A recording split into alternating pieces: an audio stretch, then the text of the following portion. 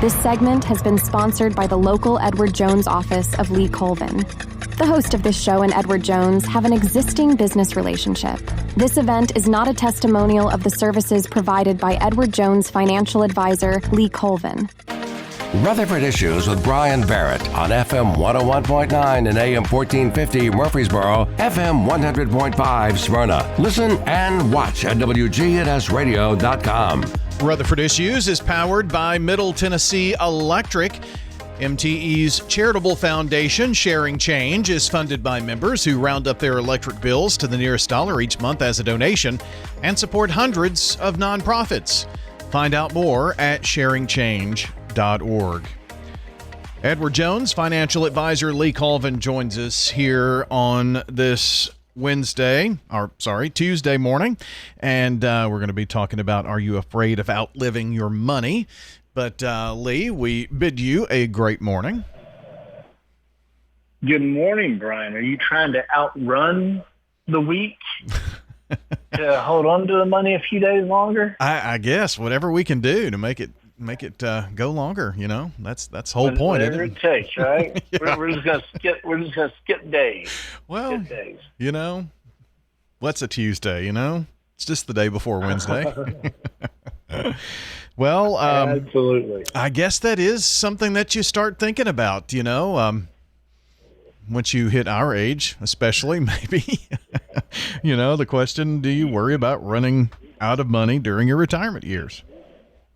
How can we prevent something like that? Question and concern. Yeah, you know, and if this is something that is causing fright for you, if so, you know, how can you help prevent this from happening? You know, one thing I'll tell you, Brian, is let me say in the first place, if you have this type of fear in mind, then you're far from alone. Know that this is a very common concern and understand that 58% of retirement savers from all age groups, including current retirees, say that outliving their assets is their greatest retirement fear. And this is actually according to a study by Cerulli Associates, which is a financial services research organization. So it's a very common concern, worry, and this is why we're talking about it, right? Bring it to light and hopefully make it a little bit easier for you to plan and not worry about in the future.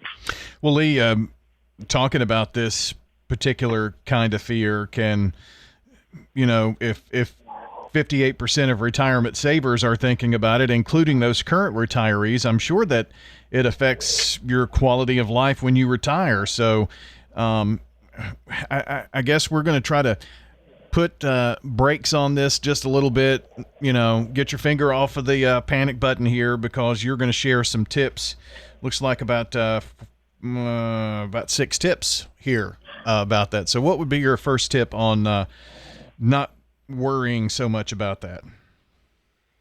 Absolutely. One, Brian, we want folks to know that we want you to know how much you'll need during retirement, right? So if we're sitting down, we're working with you, we're planning you reaching retirement and living through retirement, one of the main issues that we're going to talk about is knowing how much you'll need in retirement or during retirement. And, you know, you need to get a clear picture on this, or at least a good estimate of knowing how much you'll need to support your retirement lifestyle. Once you do retire, some costs, such as transportation or other work-related expenses, they might actually go down, while others, like medical expenses in particular, will likely go up. But fearing, you know, the idea of fearing running out of money, like many fears, it is caused largely by what you don't know. Right. So having a good plan, having a good sense of how much you'll need in retirement can really help reduce that future or that current anxiety. We're talking with Edward Jones financial advisor Lee Colvin about just answering the question, are you afraid of running or outliving your money? And the first I guess, area that we considered here, knowing how much you'll need during retirement. Let me just kind of give you the areas that we're going to touch on here.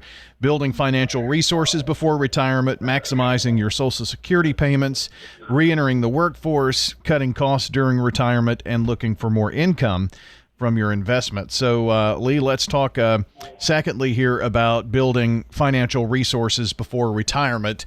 That's something that you and I have discussed on this show pretty frequently.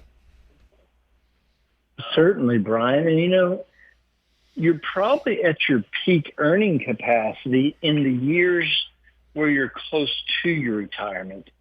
So if you're in that part of your life, what we're going to ask is consider contributing as much as you can afford to your IRA, your individual retirement account, to your 401k, or to other employer-sponsored retirement plans, just saving for the future.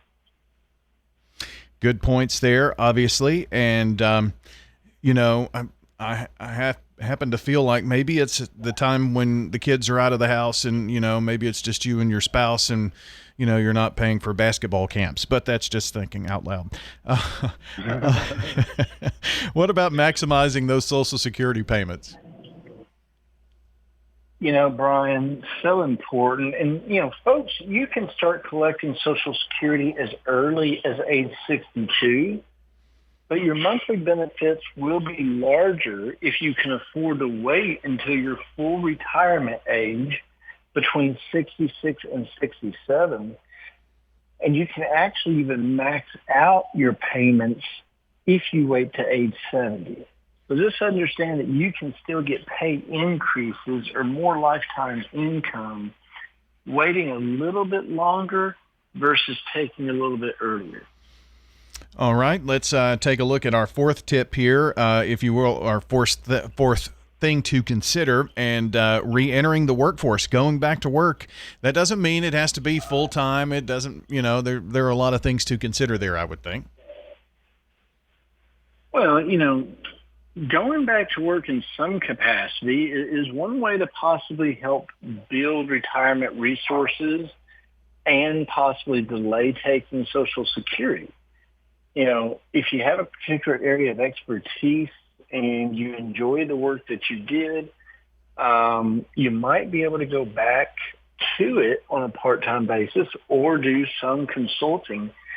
You could boost your cash flow and potentially extend your contributions to an IRA and to an employer's retirement plan, possibly. Well, you mentioned cutting costs during retirement, so I'm interested to see what you're thinking about here. Could that be maybe, like downsizing in some area? That's just kind of the word that popped into my mind. Is that kind of what you're talking about here? So popular, Brian.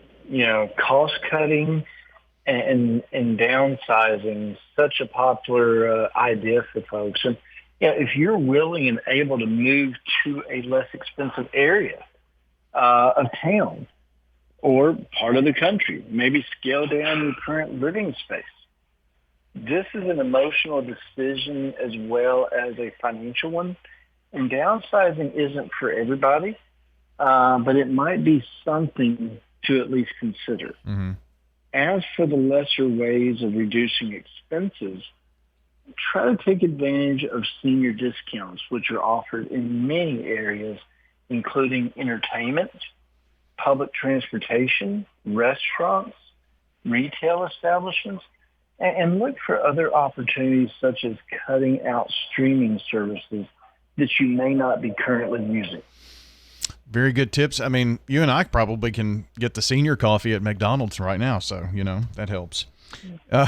It's coming sooner than we'd like. Right? Finally here, look for more income from your investments. Let's end on this note and talk to me about what you're thinking there. So as we're getting closer to retirement, and even when we do retire, you might want to adjust your investment portfolio to provide you with more income-producing opportunities. However, even as a retiree, you will want some growth potential in your investments to help keep you ahead of inflation. So be aware of that.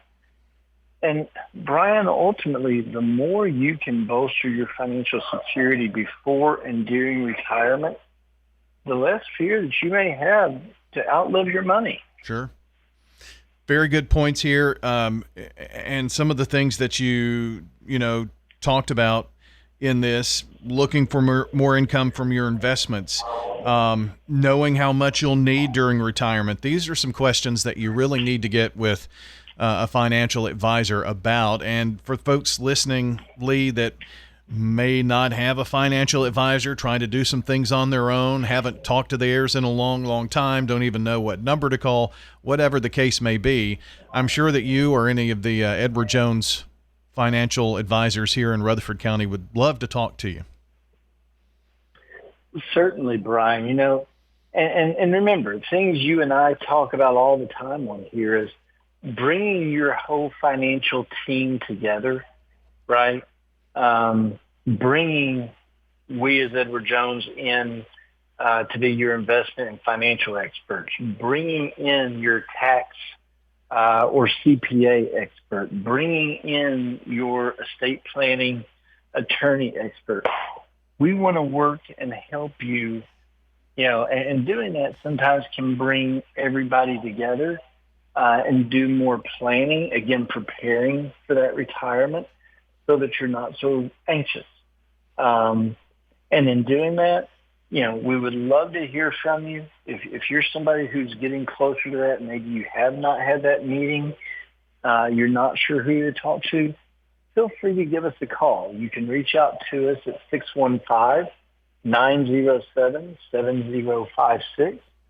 Again, that's 615-907-7056. That is my office. We'd be more than happy to talk to you, ask a few questions, and then, make sure to refer you to the right financial advisor locally who could help you best for your personal needs. Very good. Lee, thank you so much, and we'll catch up here with you in a couple of weeks. Sounds great, Brian. Thank you so much. You bet. That is financial advisor, Edward Jones financial advisor, Lee Colvin, joining us today.